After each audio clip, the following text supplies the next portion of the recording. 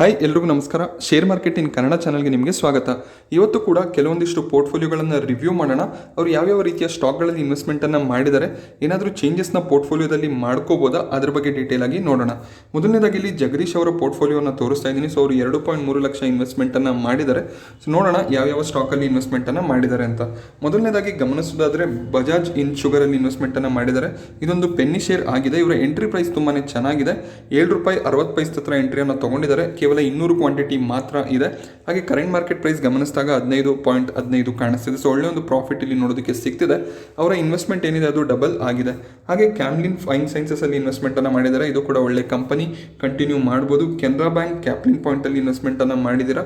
ಹಾಗೆ entry prices ಏನಿದೆ ಅದು ತುಂಬಾನೇ ಚೆನ್ನಾಗಿದೆ.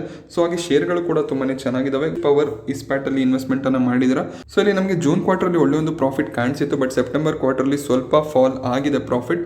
ಸೊ ನಿಮ್ಮ ಎಂಟ್ರಿ ಪ್ರೈಸ್ ಚೆನ್ನಾಗಿದೆ. ಆ ಕಾರಣದಿಂದ ನೋಡಿ ಅಕಸ್ಮಾತ್ ನಿಮಗೆ ಈ ಪ್ರೈಸ್ ಸಿಕ್ಕಿದ್ರೆ ಎಕ್ಸಿಟ್ನ ಬಗ್ಗೆ ಕೂಡ ಯೋಚನೆ ಮಾಡ್ಬೋದು.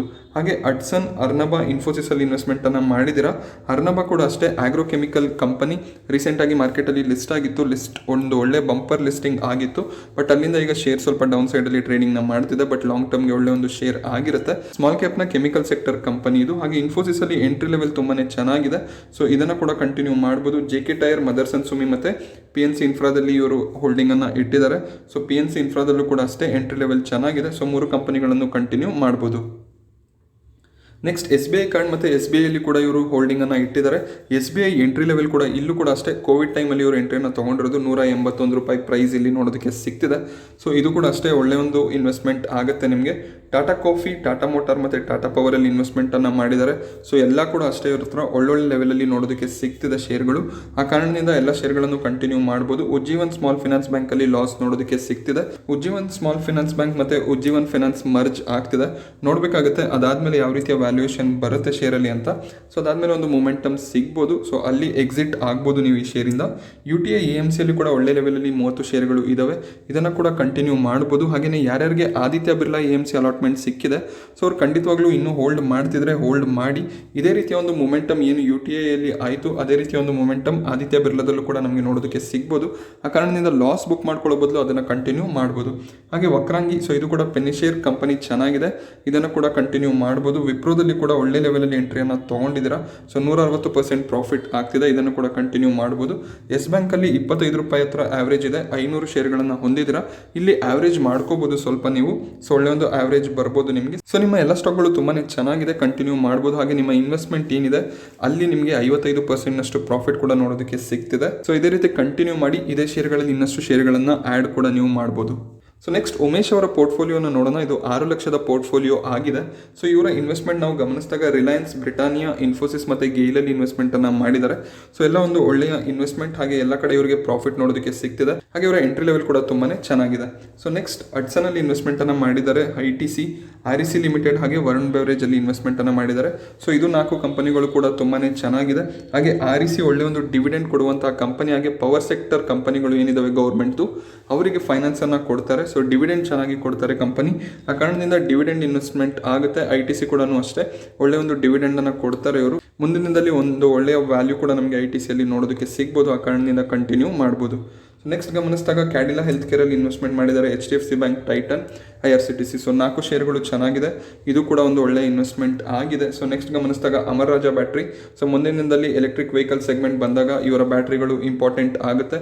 ಸೊ ಕಂಪನಿ ಒಂದು ಒಳ್ಳೆ ಪರ್ಫಾರ್ಮೆನ್ಸ್ ಅನ್ನ ಕೊಡ್ಬೋದು. ಹಾಗೆ ಜುಬಿಲಿಯಂಟ್ ಫಾರ್ಮಾದಲ್ಲಿ ಇನ್ವೆಸ್ಟ್ಮೆಂಟ್ ಅನ್ನ ಮಾಡಿದ್ದೀರಾ.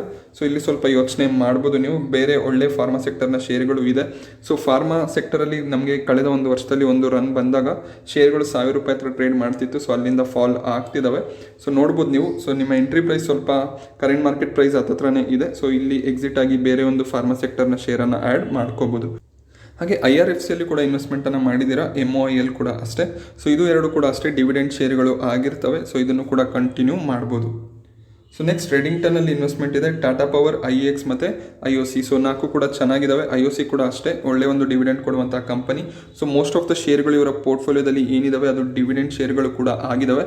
ಸೊ ಲಾಂಗ್ ಟರ್ಮ್ ಅಲ್ಲಿ ಡಿವಿಡೆಂಡ್ ಕೂಡ ಇಂಪಾರ್ಟೆಂಟ್ ಆಗುತ್ತೆ. ಇಯರ್ಲಿ ಇನ್ಕಮ್ ಕೂಡ ಜನರೇಟ್ ಆಗ್ತಾ ಹೋಗುತ್ತೆ. ಸೊ ಆ ಕಾರಣದಿಂದ ಒಳ್ಳೆ ಒಂದು ಡೈವರ್ಸಿಫಿಕೇಶನ್ ಕೂಡ ಇದೆ ಇವರ ಪೋರ್ಟ್ಫೋಲಿಯೋದಲ್ಲಿ. ಸೊ ನೆಕ್ಸ್ಟ್ ಯುಕೋ ಬ್ಯಾಂಕಲ್ಲಿ ಇನ್ವೆಸ್ಟ್ಮೆಂಟನ್ನು ಮಾಡಿದ್ದಾರೆ. ಸೊ ಇದರ ಫಂಡಮೆಂಟಲ್ಸ್ ಅಷ್ಟು ಸರಿ ಇಲ್ಲ. ಸೊ ನಿಮಗೂ ಕೂಡ ಕಾಣಿಸ್ತಿರ್ಬೋದು 40%ನಷ್ಟು ಲಾಸ್ ಕಾಣಿಸ್ತಿದೆ. ಸೊ ನೋಡ್ಬೋದು ಒಂದು ಬೌನ್ಸ್ ಬ್ಯಾಕ್ ಬಂದರೆ ಎಕ್ಸಿಟ್ನ ಬಗ್ಗೆ ಕೂಡ ನೀವು ಯೋಚನೆ ಮಾಡ್ಬೋದು. ಹಾಗೆ ಎಸ್ ಬ್ಯಾಂಕಲ್ಲಿ ಕೂಡ ಇನ್ವೆಸ್ಟ್ಮೆಂಟನ್ನು ಮಾಡಿದ್ದೀರಾ. ಸೊ ಇಲ್ಲೂ ಕೂಡ ಅಷ್ಟೇ 925 ಕ್ವಾಂಟಿಟಿ ಇದೆ. ಹಾಗೆ ಲಾಸ್ ಕೂಡ ಆಗ್ತಿದೆ. ಸೊ ಈ ಎರಡು ಬ್ಯಾಂಕಲ್ಲಿ ನಿಮಗೆ ಸ್ವಲ್ಪ ಲಾಸ್ ಆಗ್ತಿದೆ. ಹಾಗೆ ಪ್ರಾಕ್ಟರ್ ಗ್ಯಾಂಬಲ್ ಹೆಲ್ತ್ ಕೇರಲ್ಲಿ ಕೂಡ ಇನ್ವೆಸ್ಟ್ಮೆಂಟನ್ನು ಮಾಡಿದ್ದೀರಾ. ಈ ಕಂಪನಿ ಚೆನ್ನಾಗಿದೆ, 3 ಕ್ವಾಂಟಿಟಿ ಇದೆ ನಿಮ್ಮ ಬಳಿ. ಸೊ ಅವರ ಟೋಟಲ್ ಇನ್ವೆಸ್ಟ್ಮೆಂಟ್ ಏನಿದೆ ಅದು 5.55 ಲಕ್ಷದ್ದು ಆಗಿದೆ. ಸೊ ಕರೆಂಟ್ ವ್ಯಾಲ್ಯೂ ಗಮನಿಸಿದಾಗ 5.9 ಲಕ್ಷ. ಸೊ 35,000ವರೆಗೂ ಪ್ರಾಫಿಟ್ ಇವರಿಗೆ ಆಗ್ತಿದೆ. ಸೊ ಮುಂದಿನ ದಿನದಲ್ಲಿ ಇನ್ನಷ್ಟು ಪ್ರಾಫಿಟ್ ಇವರಿಗೆ ಆಗ್ಬೋದು. ಒಳ್ಳೊಳ್ಳೆ ಶೇರ್ಗಳನ್ನು ಕೂಡ ಸೆಲೆಕ್ಟ್ ಮಾಡ್ಕೊಂಡಿದ್ದಾರೆ. ಸೊ ಸ್ವಲ್ಪ ಶೇರ್ಗಳು ಯುಕೋ ಬ್ಯಾಂಕ್, ಎಸ್ ಬ್ಯಾಂಕ್ನಂಥ ಶೇರ್ಗಳು ಇರೋ ಕಾರಣ ಸ್ವಲ್ಪ ಲಾಸ್ ಕಾಣಿಸ್ತಿದೆ, ಬಟ್ ಅದನ್ನು ಕೂಡ ಕಂಟಿನ್ಯೂ ಮಾಡ್ಬೋದು. ಸೊ ಹಾಗೆ ನೆಕ್ಸ್ಟ್ ರವಿಶಂಕರ್ ಅವರ ಪೋರ್ಟ್ಫೋಲಿಯೋನ ನೋಡೋಣ. 50,000 ಇನ್ವೆಸ್ಟ್ಮೆಂಟನ್ನು ಇವರು ಮಾಡಿದ್ದಾರೆ. ಸೊ ಮೊದಲನೇದಾಗಿ ಇಲ್ಲಿ IEX ಮತ್ತು JP ಪವರ್ ನೋಡೋದಕ್ಕೆ ಸಿಗ್ತಿದೆ. JP ಪವರ್ ಪೆನ್ನಿ ಶೇರ್, ಹಾಗೆ ಕ್ವಾಂಟಿಟಿ ಕಮ್ಮಿ ಇದೆ, ಕಂಟಿನ್ಯೂ ಮಾಡ್ಬೋದು. ಹಾಗೆಯೇ ಟಾಟಾ ಪವರಲ್ಲಿ ಇನ್ವೆಸ್ಟ್ಮೆಂಟನ್ನು ಮಾಡಿದ್ದಾರೆ, ಒಳ್ಳೆಯ ಒಂದು ಇನ್ವೆಸ್ಟ್ಮೆಂಟ್. ಟ್ರೈಡೆಂಟಲ್ಲಿ 10 ಕ್ವಾಂಟಿಟಿ ಮಾತ್ರ ಕಾಣಿಸ್ತಿದೆ, ಕ್ವಾಂಟಿಟಿಯನ್ನು ಹೆಚ್ಚು ಮಾಡ್ಕೋಬೋದು. So next federal bank, happiest mind, IRCTC ಹಾಗೆ JBM ಆಟೋದಲ್ಲಿ ಇನ್ವೆಸ್ಟ್ಮೆಂಟನ್ನು ಮಾಡಿದ್ದೀರಾ. ಸೊ ಫೆಡರಲ್ ಬ್ಯಾಂಕ್ ಒಳ್ಳೆಯ ಒಂದು ಬ್ಯಾಂಕ್ ಆಗುತ್ತೆ, ಮುಂದಿನ ದಿನದಲ್ಲಿ ಒಳ್ಳೆಯ ಒಂದು ನಿಮಗೆ ರಿಟರ್ನ್ ಕೊಡ್ಬೋದು. ಕ್ವಾಂಟಿಟಿಯನ್ನು ಹೆಚ್ಚು ಮಾಡ್ಕೋಬೋದು ನೀವು. ಹ್ಯಾಪಿಯೆಸ್ಟ್ ಮೈಂಡಲ್ಲೂ ಕೂಡ ಒಂದೇ ಒಂದು ಕ್ವಾಂಟಿಟಿ ಇದೆ, ಇದನ್ನು ಕೂಡ ಹೆಚ್ಚು ಮಾಡೋ ಬಗ್ಗೆ ಯೋಚನೆ ಮಾಡ್ಬೋದು. IRCTC ಕೂಡ ಒಂದು ಒಳ್ಳೆಯ ಇನ್ವೆಸ್ಟ್ಮೆಂಟ್. ಹಾಗೆ JBM ಆಟೋದಲ್ಲಿ ಕೂಡ ಇನ್ವೆಸ್ಟ್ಮೆಂಟನ್ನು ಮಾಡಿದರೆ ಇಲ್ಲಿ ಪ್ರಾಫಿಟ್ ಕಾಣಿಸ್ತಿದೆ. ಸೊ ಇಲ್ಲಿ ಎಕ್ಸಿಟ್ನ ಬಗ್ಗೆ ಕೂಡ ಯೋಚನೆ ಮಾಡ್ಬೋದು. ಹಾಗೆ ಬೇರೆ ಯಾವುದಾದ್ರೂ ಕೆಮಿಕಲ್ ಅಥವಾ ಒಂದು ಬ್ಯಾಂಕಿಂಗ್ ಸೆಕ್ಟರ್ನ ಸ್ಟಾಕನ್ನು ಆ್ಯಡ್ ಮಾಡ್ಕೋಬೋದು. ಹಾಗೆ ನೋಕೋ ವಿಸ್ಟಾದಲ್ಲಿ ಕೂಡ ಇನ್ವೆಸ್ಟ್ಮೆಂಟನ್ನು ಮಾಡಿದ್ದೀರಾ. ಇದು ಸಿಮೆಂಟ್ ಸೆಕ್ಟರ್ನ ಒಂದು ಕಂಪನಿ, ಸೊ ಖಂಡಿತವಾಗ್ಲೂ ಹೋಲ್ಡ್ ಮಾಡ್ಬೋದು. ONGCಯಲ್ಲಿ ಇನ್ವೆಸ್ಟ್ಮೆಂಟ್ ಇದೆ. ಸೊ ಇದು ಡಿವಿಡೆಂಡ್ ಪೇಯಿಂಗ್ ಇನ್ವೆಸ್ಟ್ಮೆಂಟ್ ಆಗುತ್ತೆ. ಟಾಟಾ ಮೋಟರ್ಸಲ್ಲಿ 10 ಕ್ವಾಂಟಿಟಿ ಇದೆ. ಸೊ ಇದನ್ನು ಕೂಡ ಕಂಟಿನ್ಯೂ ಮಾಡ್ಬೋದು. ಸೊ ಒಂದು ಕೆಮಿಕಲ್ ಸೆಕ್ಟರ್ ಮತ್ತು ಒಂದು ಬ್ಯಾಂಕಿಂಗ್ ಸೆಕ್ಟರ್ನ ಸ್ಟಾಕನ್ನು ನೀವು ನಿಮ್ಮ ಪೋರ್ಟ್ಫೋಲಿಯೋದಲ್ಲಿ ಆ್ಯಡ್ ಮಾಡಿ ಸೊ ನಿಮ್ಮ ಪೋರ್ಟ್ಫೋಲಿಯೋನ ನೀವು ಕಂಟಿನ್ಯೂ ಮಾಡ್ಬೋದು. ನೆಕ್ಸ್ಟ್ ಹರ್ಷಿತ್ ಅವರ ಪೋರ್ಟ್ಫೋಲಿಯೋನ ನೋಡೋಣ. ಇವರು 75,000 ಇನ್ವೆಸ್ಟ್ಮೆಂಟನ್ನು ಮಾಡಿದ್ದಾರೆ. ಕರೆಂಟ್ ವ್ಯಾಲ್ಯೂ ಈಗ 1,35,000ವರೆಗೂ ನಮಗೆ ನೋಡೋದಕ್ಕೆ ಸಿಗ್ತಿದೆ. ಸೊ ಇವರು ಕೂಡ ಅಷ್ಟೇ ಒಳ್ಳೆಯ ಒಂದು ಪ್ರಾಫಿಟನ್ನು ಗಳಿಸ್ಕೊಂಡಿದ್ದಾರೆ. ಸೊ ಆಲ್ಮೋಸ್ಟ್ ಇವರ ಇನ್ವೆಸ್ಟ್ಮೆಂಟ್ ಏನಿದೆ ಅದು ಡಬಲ್ ಆಗೋದು ಕಾಣಿಸ್ತಿದೆ. ಸೊ ಇಲ್ಲಿ BEPL ಅಲ್ಲಿ ಇನ್ವೆಸ್ಟ್ಮೆಂಟನ್ನು ಮಾಡಿದ್ದಾರೆ. ಸೊ ಇದು ಕೂಡ ಒಂದು ಒಳ್ಳೆಯ ಇನ್ವೆಸ್ಟ್ಮೆಂಟ್ ಆಗಿದೆ, ಕಂಪನಿ ಚೆನ್ನಾಗಿದೆ. ಸೊ ಇದನ್ನು ಕಂಟಿನ್ಯೂ ಮಾಡ್ಬೋದು ನೀವು. ಕ್ಯಾಮ್ಲಿನ್ ಫೈನ್ ಸೈನ್ಸಲ್ಲಿ ಇವರು ಕೂಡ ಇನ್ವೆಸ್ಟ್ಮೆಂಟನ್ನು ಮಾಡಿದ್ದಾರೆ. ಇದು ಕೂಡ ಅಷ್ಟೇ ಒಳ್ಳೆಯ ಒಂದು ಕಂಪನಿ, ಕಂಟಿನ್ಯೂ ಮಾಡ್ಬೋದು. ಕ್ಲೀನ್ ಸೈನ್ಸ್ IPO ಅಲಾಟ್ಮೆಂಟ್ ಅಂತ ಅನ್ನಿಸ್ತಿದೆ, 16 ಕ್ವಾಂಟಿಟಿ ಇದೆ. ಹಾಗೆ 26,000 ಪ್ರಾಫಿಟ್ ಕೂಡ ನಿಮಗೆ ನೋಡೋದಕ್ಕೆ ಸಿಗ್ತಿದೆ. ಕ್ಲೀನ್ ಸೈನ್ಸ್ ಕೂಡ ಅಷ್ಟೇ ಲಾಂಗ್ ಟರ್ಮ್ಗೆ ಒಳ್ಳೆಯ ಒಂದು ಕಂಪನಿ ಆಗಿದೆ. ಸೊ IRFCಯಲ್ಲಿ ಇದು ಕೂಡ IPO ಅಲಾಟ್ಮೆಂಟ್ ಅನಿಸ್ತಿದೆ, 575 ಕ್ವಾಂಟಿಟಿ ಇದೆ. ಸೊ ಇಲ್ಲಿ ಸ್ವಲ್ಪ ಆ್ಯಾವ್ರೇಜ್ನ ಬಗ್ಗೆ ಕೂಡ ಯೋಚನೆ ಮಾಡ್ಬೋದು. ಹಾಗೆ ನಿಮಗೆ 2 ಸರಿ ಡಿವಿಡೆಂಡ್ ಕೂಡ ಸಿಕ್ಕಿರುತ್ತೆ. ಸೊ ಆ ಕಾರಣದಿಂದ ಡಿವಿಡೆಂಡ್ ಇನ್ವೆಸ್ಟ್ಮೆಂಟ್ಗೆ IRFC ಒಂದು ಒಳ್ಳೆಯ ಆಪ್ಷನ್ ಆಗಿರುತ್ತೆ. M&M ಫೈನಾನ್ಸಲ್ಲಿ ಇನ್ವೆಸ್ಟ್ಮೆಂಟನ್ನು ಮಾಡಿದ್ದೀರಾ, ಇದನ್ನು ಕೂಡ ಕಂಟಿನ್ಯೂ ಮಾಡ್ಬೋದು. ಮ್ಯಾನ್ ಇನ್ಫ್ರಾದಲ್ಲಿ ಕೂಡ ಇನ್ವೆಸ್ಟ್ಮೆಂಟ್ ಇದೆ, ಇದು ಕೂಡ ಒಂದು ಒಳ್ಳೆಯ ಕಂಪನಿ, ಕಂಟಿನ್ಯೂ ಮಾಡ್ಬೋದು. ರಿಲ್ಯಾಕ್ಸೋದಲ್ಲಿ 3 ಕ್ವಾಂಟಿಟಿ ಇದೆ, ಕ್ವಾಂಟಿಟಿಯನ್ನು ಆ್ಯಡ್ ಕೂಡ ಮಾಡ್ಕೋಬೋದು. ಸೊ ಒಳ್ಳೆಯ ಒಂದು ಪ್ರಾಫಿಟ್ ಕೂಡ ಆಗ್ತಿದೆ, ಒಳ್ಳೆ ಲೆವೆಲಲ್ಲಿ ಎಂಟ್ರಿಯನ್ನು ತೊಗೊಂಡಿರ್ತೀರಾ. ಹಾಗೆ ತತ್ವಚಿಂತನ್ ಕೂಡ ಅಷ್ಟೇ, ಇದು IPO ಅಲಾಟ್ಮೆಂಟ್ ಅನಿಸ್ತಿದೆ. ಇಲ್ಲೂ ಕೂಡ ನಿಮಗೆ 20,000 ಪ್ರಾಫಿಟ್ ಕಾಣಿಸ್ತಿದೆ 13 ಕ್ವಾಂಟಿಟಿಯಲ್ಲಿ. ಸೊ ಒಳ್ಳೆಯ ಒಂದು IPOಗಳ ಅಲಾಟ್ಮೆಂಟ್ ನಿಮಗೆ ಸಿಕ್ಕಿದೆ, ಅದನ್ನು ಹೋಲ್ಡ್ ಕೂಡ ಮಾಡ್ತಿದ್ದೀರಾ, ಅದು ಕೂಡ ಒಂದು ಒಳ್ಳೆಯ ವಿಷಯ ಆಗಿರುತ್ತೆ. ಹಾಗೆ ಟೆಕ್ಸ್ಮೋ ಪೈಪಲ್ಲಿ ಇನ್ವೆಸ್ಟ್ಮೆಂಟನ್ನು ಮಾಡಿದ್ದೀರಾ, 35 ಕ್ವಾಂಟಿಟಿ ಇದೆ. ಸೊ ಇಲ್ಲಿ ನಮಗೆ ಫಿನೋಲೆಕ್ಸ್, ಸುಪ್ರೀಂ ಇಂಡಸ್ಟ್ರೀಸ್ ಥರ ಒಂದು ಪೈಪ್ ಸೆಕ್ಟರ್ನ ಕಂಪನಿ ಇದು. ಸೊ ಡೆಟ್ ಫ್ರೀ ಕಂಪನಿ ಆಗಿದೆ. ಸೊ ಖಂಡಿತವಾಗ್ಲೂ ಒಂದು ಕನ್ಸಿಡ್ರೇಷನ್ನ ಇಟ್ಕೋಬೋದು ಟೆಕ್ಸ್ಮೋ ಪೈಪಲ್ಲಿ. ಸೊ 70 ರೂಪಾಯಿ ಹತ್ರ ಟ್ರೇಡ್ ಮಾಡ್ತಿದೆ. ಸೊ ಆಲ್ಮೋಸ್ಟ್ ಈಗ ಲೈಫ್ ಟೈಮ್ ಹೈ ಹತ್ರನೇ ಇದೆ ಇದು, ಬಟ್ ಒಳ್ಳೆಯ ಒಂದು ಇನ್ವೆಸ್ಟ್ಮೆಂಟ್ ಆಗುತ್ತೆ, ಕಂಟಿನ್ಯೂ ಮಾಡ್ಬೋದು. ಹಾಗೆ ವಿಪ್ರೋದಲ್ಲಿ 7 ಕ್ವಾಂಟಿಟಿ ಇದೆ. ಸೊ ಇದನ್ನು ಕೂಡ ಕಂಟಿನ್ಯೂ ಮಾಡ್ಬೋದು.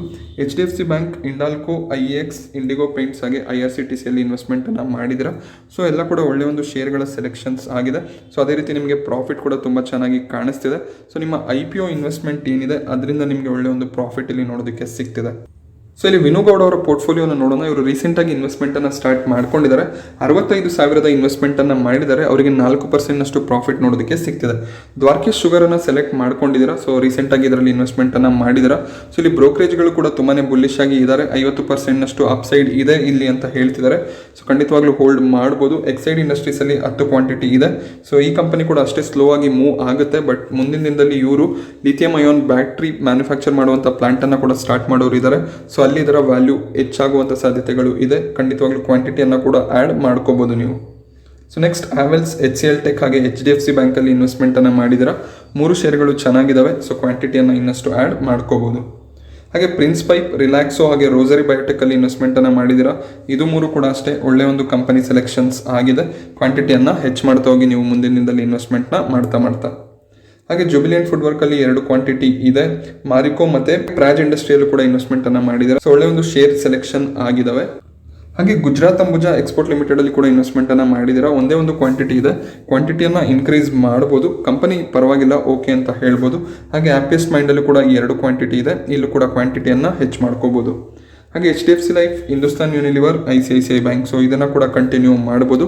ಒಳ್ಳೆಯ ಒಂದು ಶೇರ್ ಸೆಲೆಕ್ಷನ್ಸ್ ಇದೆ. ಹಾಗೆ ಶ್ಯಾಮ್ ಮೆಟಾಲಿಕ್ ಮತ್ತು ಸುಮಿತೋಮೋ ಕೆಮಿಕಲ್, ಸೊ ಎಲ್ಲದರಲ್ಲೂ 1-2 ಶೇರ್ಗಳು ಕಾಣಿಸ್ತಿದ್ದಾವೆ. ಮುಂದಿನ ದಿನದಲ್ಲಿ ಕ್ವಾಂಟಿಟಿಯನ್ನು ಹೆಚ್ಚು ಮಾಡ್ತಾ ಹೋಗ್ಬೋದು. ಹಾಗೆ ಟಾಟಾ ಮೋಟಾರ್ಸಲ್ಲಿ 10 ಕ್ವಾಂಟಿಟಿ ಇದೆ, ಇದು ಕೂಡ ಒಂದು ಒಳ್ಳೆಯ ಇನ್ವೆಸ್ಟ್ಮೆಂಟ್ ಆಗಿದೆ. ವರುಣ್ ಬೆವರೇಜಸ್ಸಲ್ಲಿ ಕೂಡ 1 ಕ್ವಾಂಟಿಟಿಯನ್ನು ಆ್ಯಡ್ ಮಾಡಿದ್ದೀರಾ. ಸೊ ಇಲ್ಲಿ ಕ್ವಾಂಟಿಟಿಗಳನ್ನು ಆ್ಯಡ್ ಮಾಡ್ತಾ ಹೋಗ್ಬೋದು. ಸೊ ನೀವು ರೀಸೆಂಟಾಗಿ ಸ್ಟಾರ್ಟ್ ಮಾಡಿದ್ದೀರಾ ಇನ್ವೆಸ್ಟ್ಮೆಂಟನ್ನು, 20 ಶೇರ್ಗಳು ಇದ್ದಾವೆ. ಸೊ ನೋಡಿ, ಆವ್ರೇಜಿಂಗ್ ಸ್ವಲ್ಪ ಕಷ್ಟ ಆಗ್ಬೋದು. ಅಕಸ್ಮಾತ್ ನೀವು ಮೇಂಟೈನ್ ಮಾಡೋದಕ್ಕೆ ಸಾಧ್ಯ ಆಗುತ್ತೆ ಅಂದರೆ ಎಲ್ಲ ಶೇರ್ಗಳು ಚೆನ್ನಾಗಿದ್ದಾವೆ, ಖಂಡಿತವಾಗ್ಲೂ ಕಂಟಿನ್ಯೂ ಮಾಡ್ಬೋದು. ಸೊ ನಾನಿವತ್ತು ನಿಮಗೆ ತಿಳಿಸ್ಕೊಟ್ಟಂತಹ ಮಾಹಿತಿ ಇಷ್ಟ ಆದರೆ ವಿಡಿಯೋನ ಲೈಕ್ ಮಾಡಿ. ಸೊ ಇದೇ ರೀತಿಯ ಮಾರ್ಕೆಟ್ ಅಪ್ಡೇಟ್ಸ್ಗಳಿಗೋಸ್ಕರ ನಮ್ಮ ಚಾನಲ್ನ ಸಬ್ಸ್ಕ್ರೈಬ್ ಮಾಡ್ಕೊಳ್ಳಿ. Thank you friends.